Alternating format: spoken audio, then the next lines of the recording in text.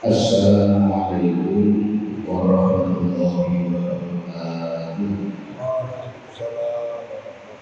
Bismillahirrahmanirrahim.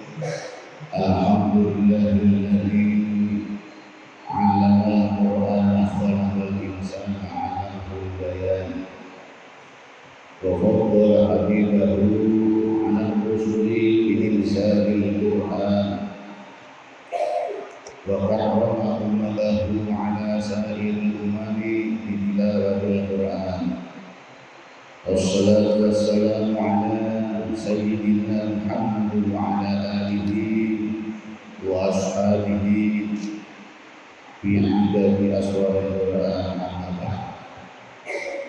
Yang kami hormati Ketua Takmir Masjid Jamatin Bapak Dr. Haji Mukhlis MPD beserta jajarannya, yang kami hormati Yayasan Aktif Munafik, yang kami hormati bapak-bapak, ibu-ibu jamaah pengajian Khatmil Quran Asmaul Husna dan pengajian tafsir Al-Quran.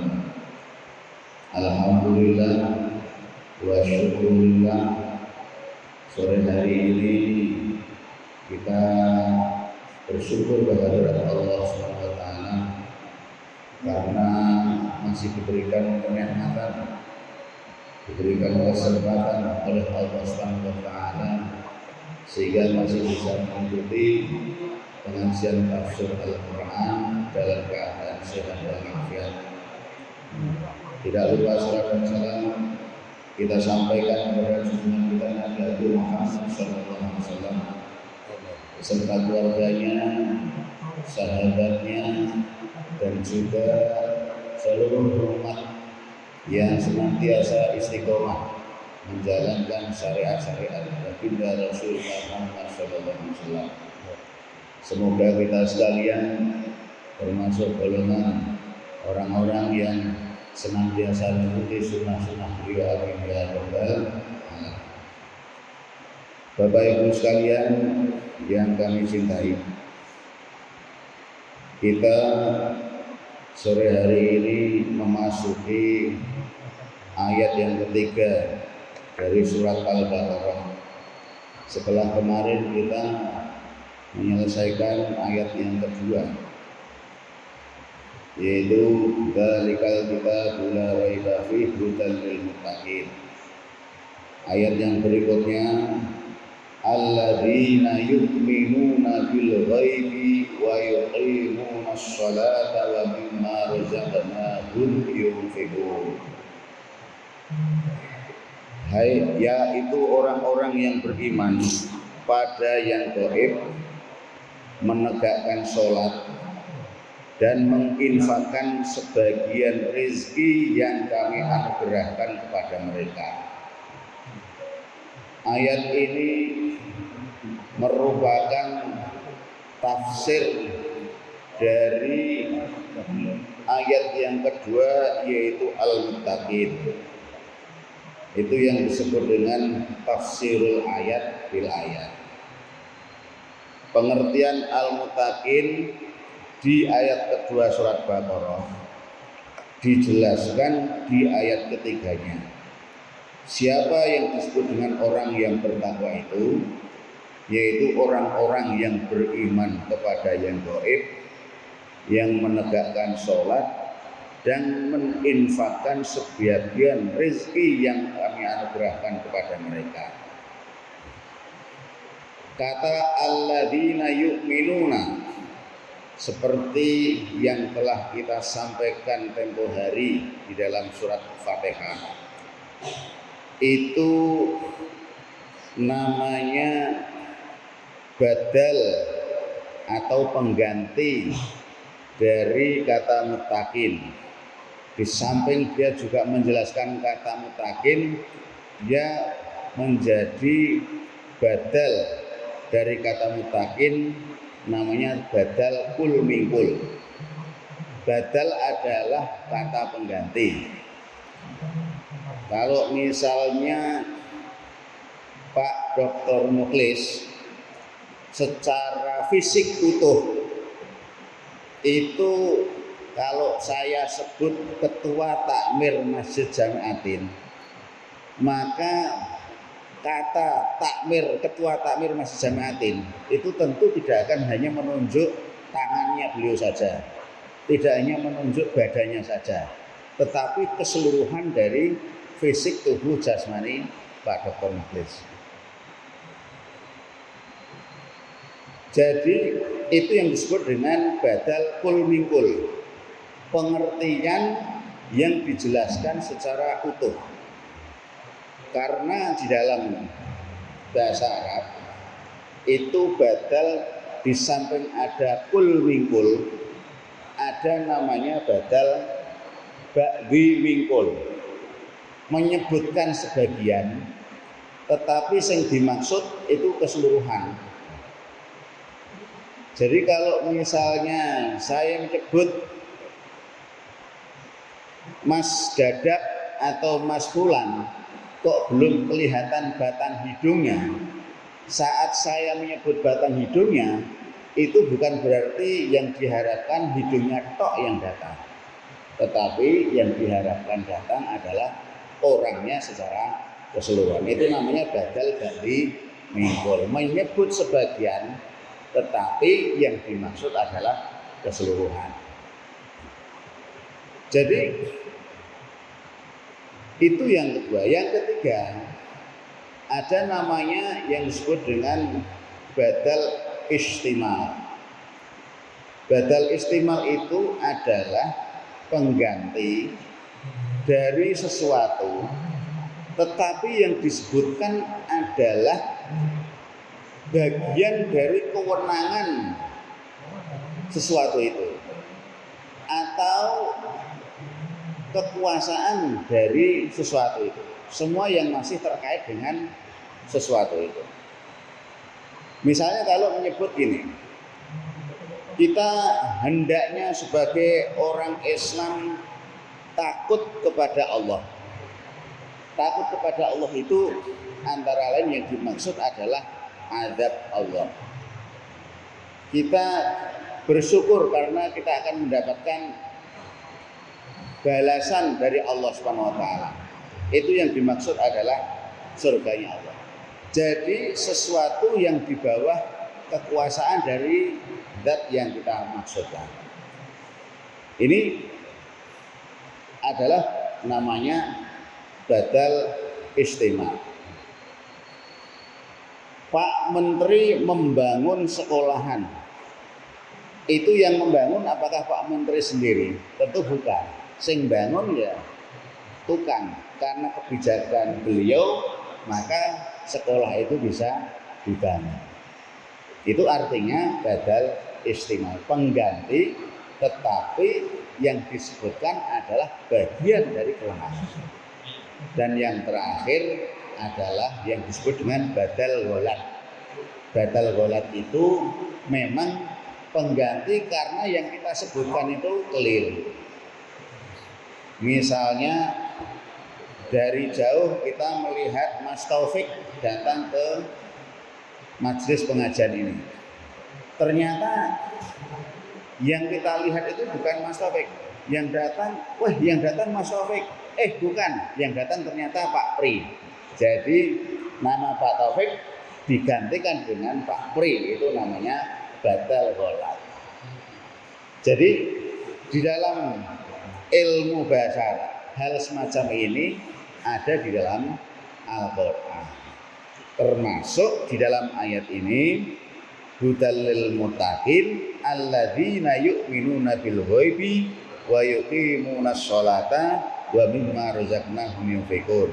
Pengertian orang yang bertakwa adalah orang yang beriman pada yang gaib, yang menegakkan sholat, menginfakkan sebagian rezeki yang kami anugerahkan kepada mereka. Lalu kemudian iman di dalam kata yu'minuna itu memiliki sinonim atau memiliki padanan kata, yaitu at-tasdik. At-tasdik itu artinya membenarkan. Jadi kata yu'minuna itu padanan katanya adalah yusaddiquna, yaitu yang membenarkan. Nah, pengertian membenarkan itu huwa at-tasdiqu al-jazimu al-muqtarinu bi'id'anin nafsi wa qabuliha. Menurut ahli tafsir, yang disebut dengan membenarkan atau mengimani di dalam pengertian alladzina yu'minuna itu adalah membenarkan tetapi diiring-iringi dengan ketundukan dan penerimaan jiwa. Jadi ia membenarkan tapi disertai dengan tunduk dan menerima secara jiwa raga. Karena boleh jadi kita itu membenarkan tetapi kita tidak tunduk, benar, tapi moh melu, itu namanya tidak yusaddiquna, tidak yu'minuna dalam pengertian ini. Jadi pengertian ini mengandung satu pengertian yang bercabang, yaitu ia membenarkan tetapi sekaligus ada ketundukan dan penerimaan di dalam jiwa. Ini alladzina yu'minuna. Kalau di dalam tafsirnya Profesor Dr. Hamka, yaitu tafsir Al-Azhar, iman itu lebih pada pengakuan hati yang dibuktikan dengan perbuatan, diucapkan dengan lisan, dan menjadi keyakinan dalam hidup. Jadi tasdiqun bil jinan, ya, ada pengakuan di dalam hati, dibuktikan dengan perbuatan yang diucapkan dengan lisan dan menjadi keyakinan hidup. Itu menurut Profesor Hamka. Yang sering kita dengarkan di dalam pengertian iman itu tasdiqun bil jinan wa qaulun bil lisan wa af'alun bil arkan. Membenarkan atau meyakinkan dalam hati, mengucapkan dengan lisan, dan melaksanakannya dengan perbuatan. Itu iman. Jadi pengertian alladzina yu'minuna cakupannya ada itu tadi, dimensi lisan, pengucapan, dimensi perbuatan, dan dimensi keyakinan. Sementara kata bil ghaibi, alladzina yu'minuna bil ghaibi, al-ghaib artinya segala sesuatu yang tidak tampak, segala sesuatu sing ora ketok, itu namanya al-ghaib. Menurut Abu Aliyah yang dikutip dalam tafsir As-Sirat yang memang menjadi referensi di dalam pengajian ini, yang dimaksud dengan alladzina yu'minuna bil ghaibi itu adalah yu'minuna billahi wa malaikatihi wa rusulihi wal yaumil akhiri wa jannatihi wa narihi wa liqaihi wa yu'minuna bil hayati ba'dal mauti wal ba'thi. Hadza ghaibun kulluhu. Jadi menurut Imam Abu Aliyah, yang dimaksud dengan bil ghaibi di dalam ayat alladzina yu'minuna bil ghaibi itu yaitu beriman kepada Allah karena Allah Maha Ghaib, wa malaikatihi dan malaikatnya Allah, wa rusulihi dan rasulnya Allah, wal yaumil akhiri dan hari akhir, wa jannatihi dan surganya Allah, wa narihi dan nerakanya Allah, wa liqaihi dan bertemu kepada Allah, wa yu'minuna bil hayati dan iman kepada hidup ba'dal mauti setelah mati, wal ba'thi dan iman kepada hari kebangkitan. Hadza ghaibun kulluh. Ini semua adalah pengertian dari ghaib. Jadi Pengertian ghaib cakupannya lebih kepada pengertian-pengertian yang sifatnya keimanan kepada Allah yang ada hubungannya dengan rukun-rukun iman. Ini menurut Abu Aliyah. Dalam konteks yang biasa terjadi dalam lingkungan kita, itu memang orang ada yang percaya kepada benda nyata saja, tetapi ada yang tidak mengakui ada sesuatu di balik benda yang ada itu. Biasanya orang yang hanya melihat dari aspek materinya saja, itu adalah mereka yang ateis, karena dia hanya bisa meyakini sesuatu ketika apa yang dia yakini itu dia bisa lihat, dia biasa rasakan secara kasat mata.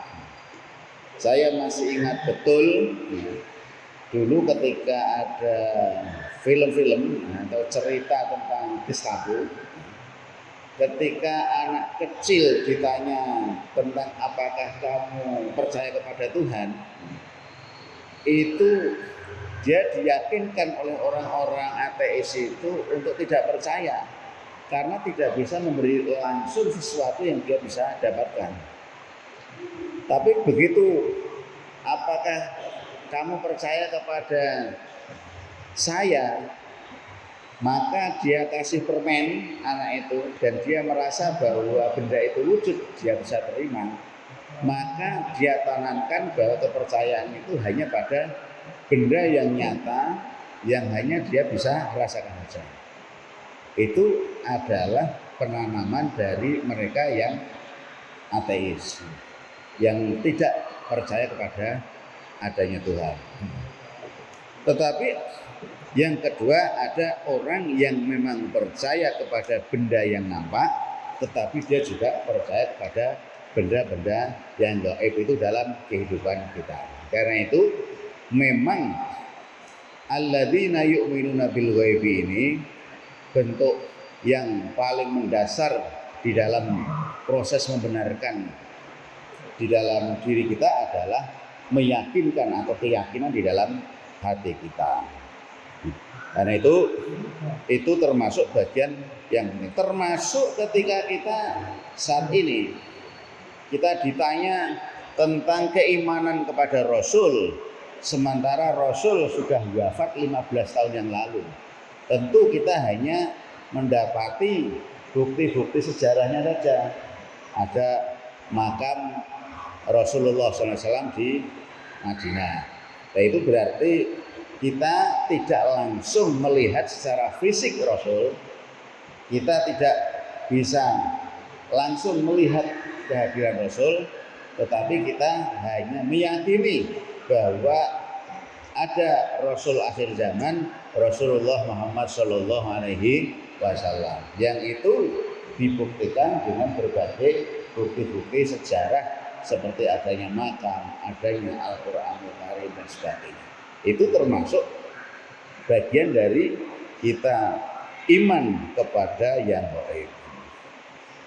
Ada satu hadis yang diriwayatkan oleh Imam Ahmad menyatakan bahwa kaum yang beriman belakangan setelah Rasulullah SAW itu wafat, dibandingkan dengan kaum yang masih menjamani Rasul, masih bisa melihat langsung pada Rasul, itu pahalanya lebih besar kaum yang beriman belakangan. Rasulullah bersabda, qaumun ya'tuna min ba'dikum ya'tihim kitabullahi baina lauhaini fayu'minuna bi wa ya'maluna bima fihi ulaika a'dhamu minkum ajran. Kaum yang datang sesudah kamu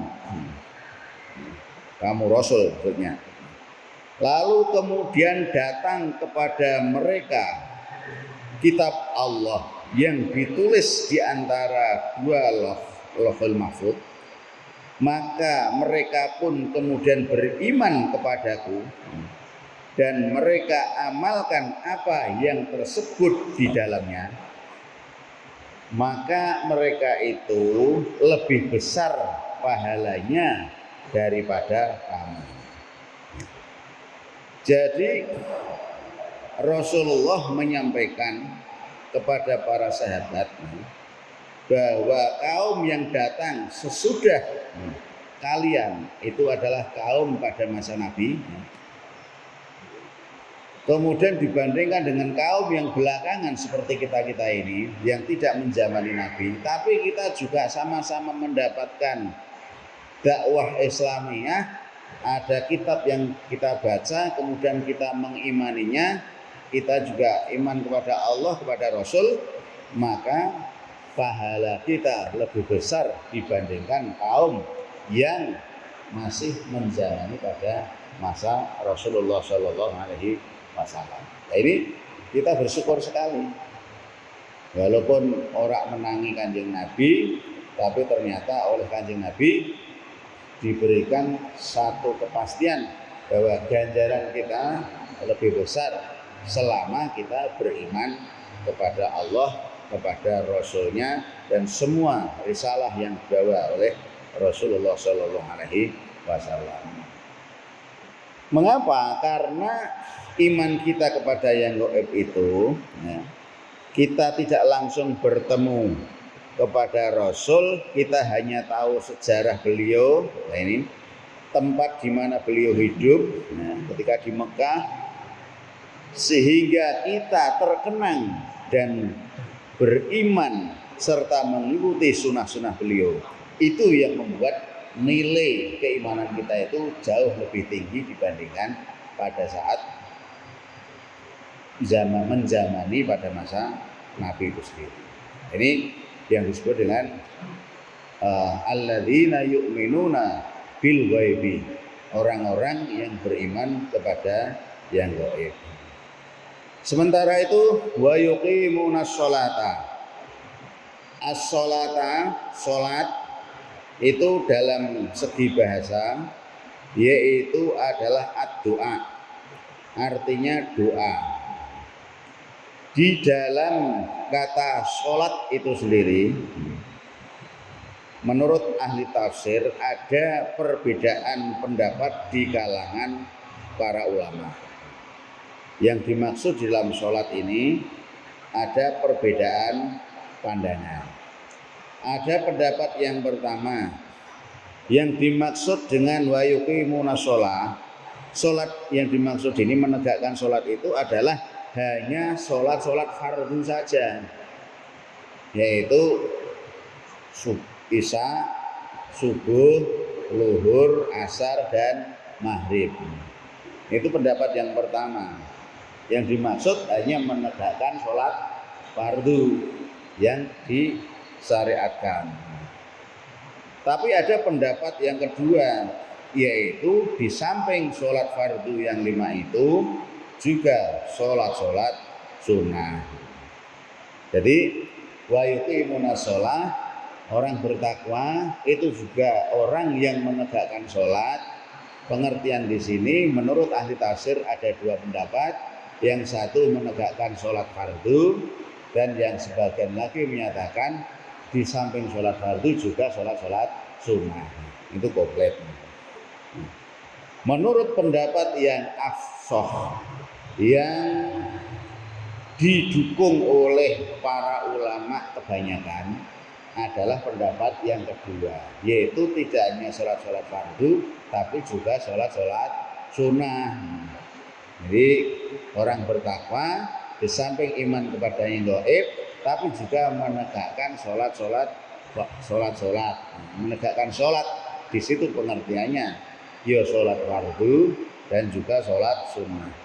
Mengapa? Li'annal lafdhu amun. Karena di dalam pengertian sholat di situ lebih bersifat umum, sehingga mencakup ya sholat sunat, ya sholat wajib. Alasan yang kedua, al-muttaqi ya'ti bihima. Karena orang-orang yang bertakwa itu punya kecenderungan melaksanakan tidak sekedar sholat fardu, tapi juga ditambah dengan sholat sunnah. Jadi itu yang bertakwa. Sehingga pengertian menurut pendapat kedua inilah yang mendapatkan dukungan terbanyak dari para ulama.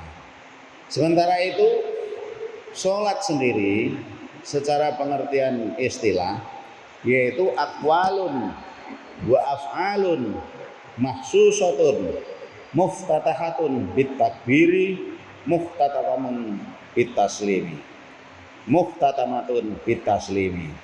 yaitu ucapan-ucapan dan perbuatan-perbuatan yang ditentukan, muftatahatun yang dibuka bitakbiri dengan takbiratul ihram, muhtatamatun dan diakhiri bitaslimi dengan salam. Itu yang disebut dengan sholat. Jadi pengucapan-pengucapan, perbuatan-perbuatan yang sudah ditentukan oleh syarak, dibuka dengan takbiratul ihram dan diakhiri dengan salam. Itu namanya sholat. Sehingga sesuatu yang sudah dilaksanakan setelah salam, maka itu namanya sesuatu dilakukan setelah menyelesaikan sholat. Furidot lailatal isra'i ba'dan nubuwati bi asyri sinina wa salasati ashurin lailata sab'in wa isrina min rajabah. Dan sholat tersebut mulai difardukan pada waktu malam Isra Mi'raj setelah 10 tahun 3 bulan masa kenabian pada waktu malam Isra tanggal 27 bulan Rajab. Jadi sholat yang sholat fardu itu sesungguhnya mulai diperintahkan itu pada malam Isra Mi'raj, ya difardukan pada waktu malam Isra Mi'raj. Wa yuqimunas sholata. Wa yuqimunas sholata. Wa yuqimuna itu menegakkan itu artinya langgeng atau tetap. Makanya al-iqamah itu bisa dimaknai dengan al-muhafadzah. Jadi iqamah itu muhafadzah, menjaga. Itu padanan katanya. Nah, menjaga sholat ini memang mengapa diartikan menjaga? Karena diambil dari pernyataan Umar bin Khattab, man hafadhuha wa hafidun 'alaiha hafadhu dinuhu. Barang siapa menjaga dan memelihara sholat, maka ia telah memelihara agamanya. Man hafadhuha wa hafidun 'alaiha wa hafadha dinahu. Jadi barang siapa menjaga sholat, maka dia telah menjaga agamanya. Menurut seorang ulama namanya Muqatil Ibnu Hibban, makna wa yuqimunas sholat itu adalah menjaga waktu sholat, menyempurnakan bersuci, menyempurnakan rukuk dan sujud, membaca Al-Quran, membaca tasyahud dan sholawat Nabi. Itu yang disebut dengan menjaga sholat. Jadi menjaga sholat ada dua makna atau pengertian. Menjaga sholat yang dimaksud dalam pengertian pertama yaitu orang ninggal sholat. Maksudnya isya, subuh, zuhur, asal, maghrib itu tidak ditinggal. Itu namanya menjaga atau menegakkan sholat. Itu pengertian wa yuqimunas sholat.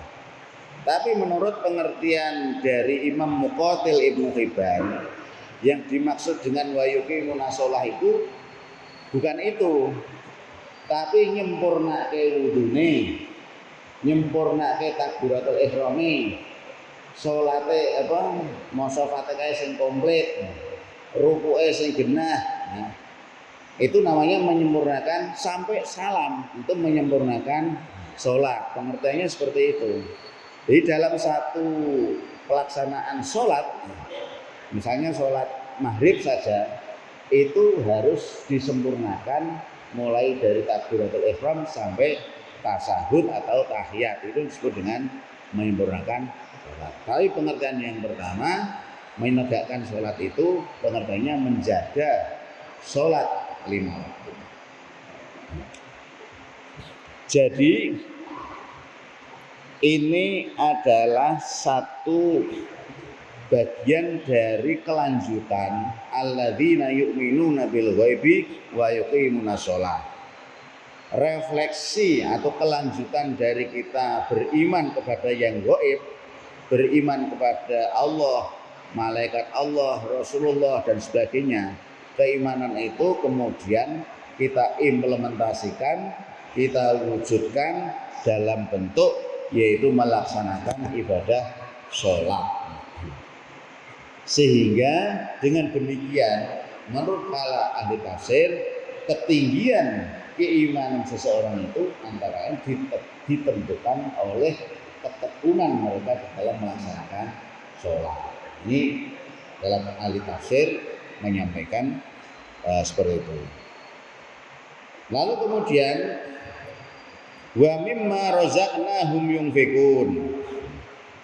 Mimma itu berasal dari kata min dan ma. Mim non, non mati, mimma. Terus kemudian ditasdidkan mimma.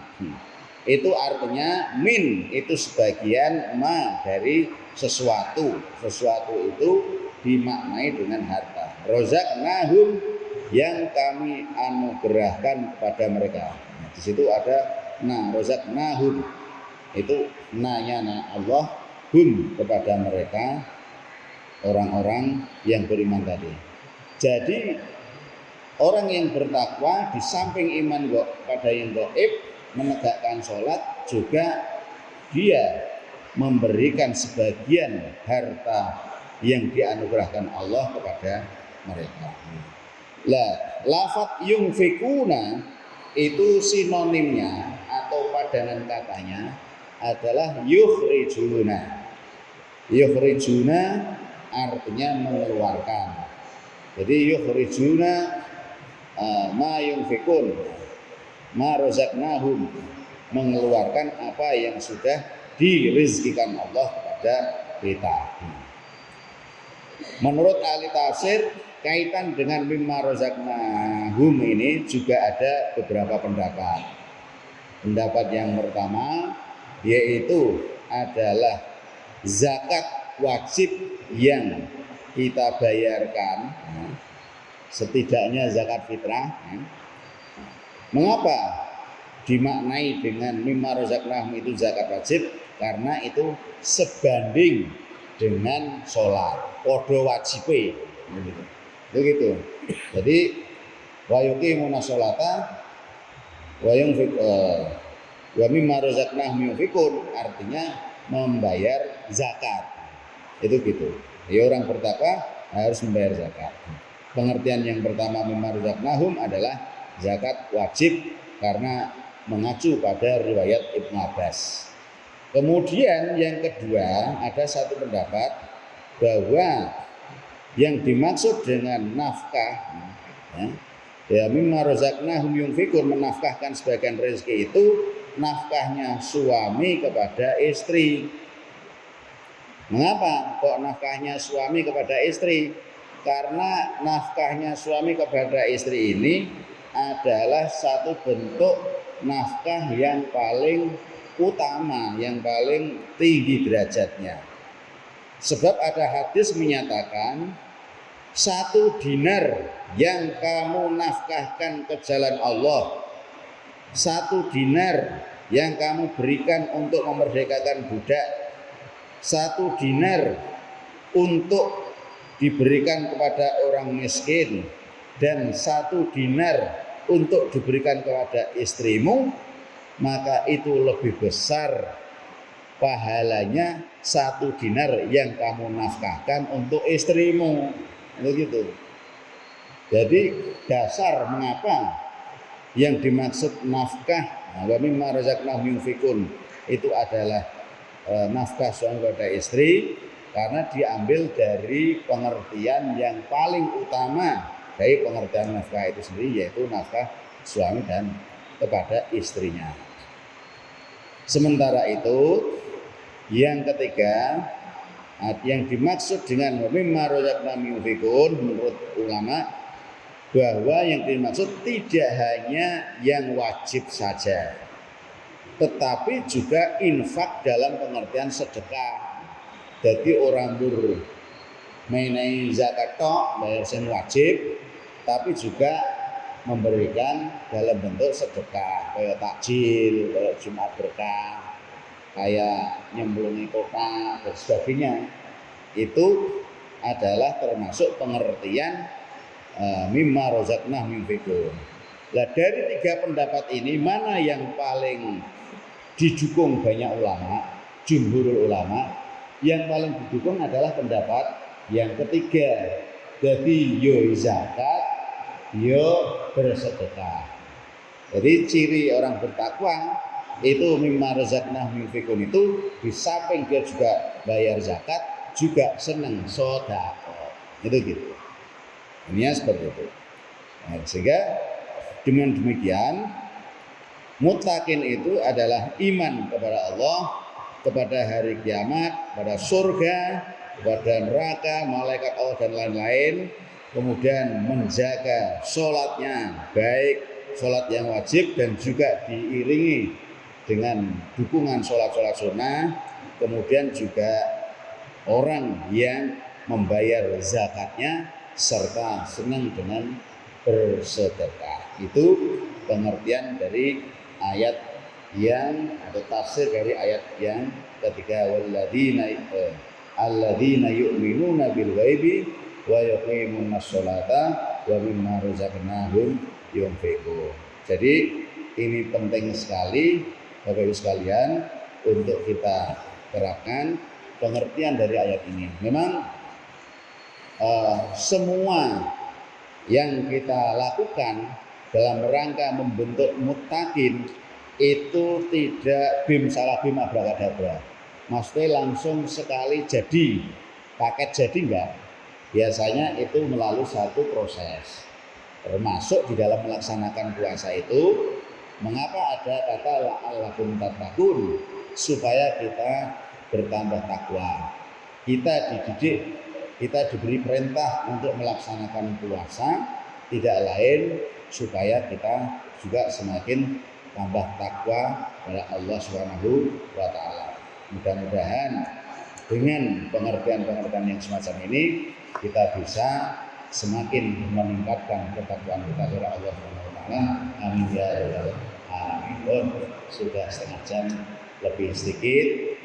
Untuk yang pertemuan ini kita akhiri ayat yang ketiga, dan pertemuan berikutnya kita akan bicarakan ayat yang keempat. Seperti biasa, sebelum kami tutup, mari sama-sama kita baca sholawat Yasin. Shallu ala Muhammad.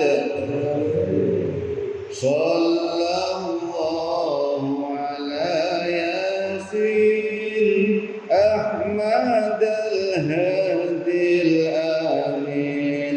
Sallallahu ala Yasin Ahmad al-Hadi al-Amin wa alihi al-muqarrabin wa sahbihi wa tabi'in wa alihi al-muqarrabin wa sahbihi wa tabi'in. Hafidna kulal Qur'an, jawidna talqal lisan, fahimna haqal bayan, thabbitnahu firjanan, ba'idna minasyaitan, qarribna ila ar-rahman.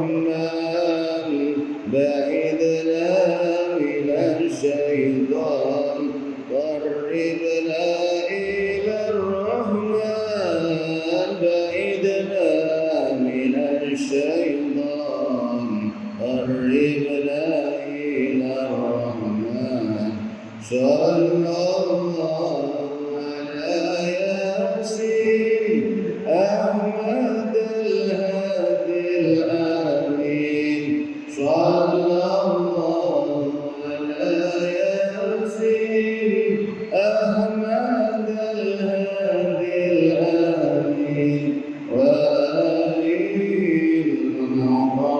المقربين وصحبه والتابعين وآله المقربين وصحبه والتابعين آمنا من النسيان واختمنا على الإيمان واستقال في الميزان واللقاء بالغفران والدخول في الجنان والنظر بالرضوان والدخول في الجنان والنظر بالرضوان والدخول في الجنان والنظر بالرضوان صلى الله على ياسين أحمد الهادي الأمين صلى الله على ياسين أحمد الهادي الأمين وآله المقربين وصحبه والتابعين وآله المقربين وصحبه والتابعين. Demikian Bapak-Ibu sekalian, mudah-mudahan apa yang kita laksanakan pengajian yang tadi membuat kita semua Assalamualaikum warahmatullahi wabarakatuh.